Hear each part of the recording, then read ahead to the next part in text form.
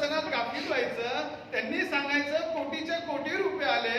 अहो जोडीने यायचं होतं, पण तिने सांगितलं एकटेच जा, तुमचीच परिस्थिती अशी तर तुम्ही काय मला सांभाळणार. नाही, अहो जायचं आहे. काय करताय? नारायण सुर्वे वाचनालयामध्ये खड्ड्यांच्या कविता ऐकल्या. अहो राहवलं नाही. म्हटलं चला आज बक्षीस वितरण समारंभ आहे, कवींना भेटू, कविता ऐकू. तेवढंच त्या खड्ड्याकडे पाहताना तुमच्या कवींच्या कविता आठवतील. एक एक खड्ड्यात एक एक कवी दिसेल, कविता दिसेल. आमच्या आयुष्याच्या संध्याकाळी. अरे या नट सम्राटाला कोणी रस्ता देतं का हो? जोडीने फिरू, गावातलं सर्व विकून शहरात आलो, पण आता आयुष्याच्या संध्याकाळी पश्चाताप येतो आहे हो. काय हे रस्ते, काय करावं? जिकडे पाहावं तिकडे रस्ते खोललेले, एकही रस्ता नाही. फक्त आश्वासनांच्या गाफीलमध्ये आयुष्याच्या संध्याकाळी फक्त फक्त स्वप्नांची पूर्ती पाहत राहिलो. कशाचा कुंभमेळा, कशाचं सिंहस्थ, इतका नाव बदनाम केलं. असं वाटतं येणाऱ्या सिंहस्थ कुंभमेळ्याच्या आधीच गावाकडे पळून जावं का काय. इकडेच खड्डे, तिकडेच खड्डे, इकडेच रस्ते खोदलेले, तिकडेच रस्ते खोदलेले. काय सांगू कावेरी, तुला कसं घेऊन जाऊ बरोबर. पण नाशिक कवी नारायण सुर्वे वाचनालयाच्या प्रेमात पडलो आणि हा नट सम्राट लंगडत लंगडत का होईना तुमच्या भेटीला आला, तुमच्या भेटीला आला. आणि तिकडे गोदामाई म्हणू लागले.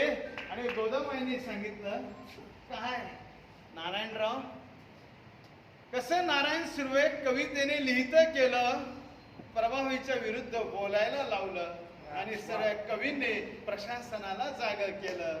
वृत्तपत्रांना सुद्धा दखल घ्यावी लागले. आणि असू द्या निष्ठुर प्रशासन, पण कवीच्या साहित्यात जोपर्यंत ताकद आहे ना, तोपर्यंत सर्व जगाला हेलावून टाकण्याची ताकद त्याच्यात आहे. वा वा वा. लेखणीला कमी समजू नका, लेखणीने क्रांती घडवली आहे. आणि जर सत्तेवर बसले असाल तर उतू नका, मातू नका. संविधानाचा आदर करून प्रत्येकाची मन जिंकत चला. डोळे बंद करून सत्तेवर बसू नका.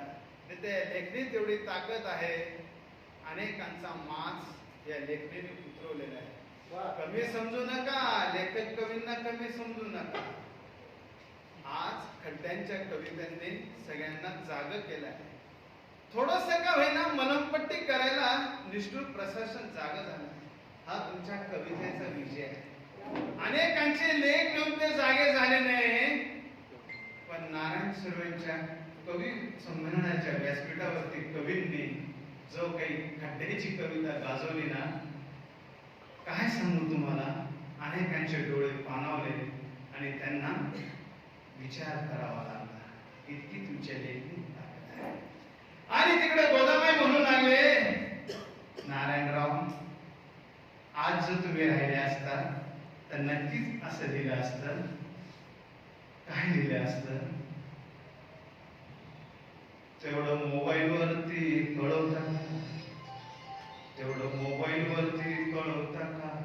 तुमच्या प्रशासनाला जाग करता का? पुण्या मिल्याने तुम्हाला कळविलं मी, तुमचं रस्त्यात चालते. तुमच्या पाहुण्यांचा ऍक्सिडेंट झाला, महापालिकेवर मोर्चेला जाते. तुम्ही तेवढं मोबाईल वरती कळवता का? संजीव काल कॉलेजला गेला, गाडीने डिक्की उडवली. 1 लाखाचा मोबाईल कुठला? तुम्ही रस्त्यात उतरू का नको?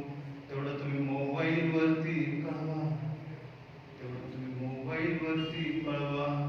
तुम्ही सांगितलं ते सरकार निवडून आला, आता गुपचूप बसून सण काय करता? तुम्हाला प्रश्न विचारायचा का नाही? तेवढं मोबाईल वरती कळवा. तेवढं मोबाईल वरती कळवा. नाशिकला येताना झपून या, कंबर पाठ एकच होईल. गाडी गॅरेजला लावावी लागेल. तेवढं नाशिकला येताना जपून या.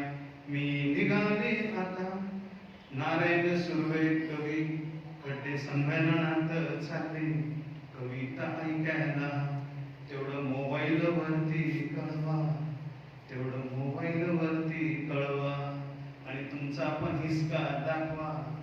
निष्ठुर प्रशासनाला प्रतिनिधी डाराडून झोपले सिंहस्थाचे स्वप्न अतिजस्त पाहू का नका अतिजस्त पाहू का नका तेवढं मोबाईल वरती कळवा नाशिकचे रस्ते लय वाईट येताना थोडं जपून या गाडी जपून आणा थोडं मोबाईल वरती कळवा थोडं मोबाईल वरती कळवा नटसम्राट अप्पासाहेब बेलवलकरांना आनंद होतोय वेगवेगळ्या विषयांना घेऊन तुम्ही संवेदना जागृत करताय कारण दिवसेंदिवस संवेदना कमी होत चाललाय बोथट होत चाललाय म्हणून पुण्यश्लोक ऐकलेले होळकर पुलावरून हा नटसम्राट काठी टेकर खड्डे तुडवत चिखल डोंगरावर घेत कावेरीचा निरोप घेत तुमच्या भेटीला आला धन्यवाद नारायण सुर्वे वाचनालय असेच समाजातल्या वेगवेगळ्या विषयांवरती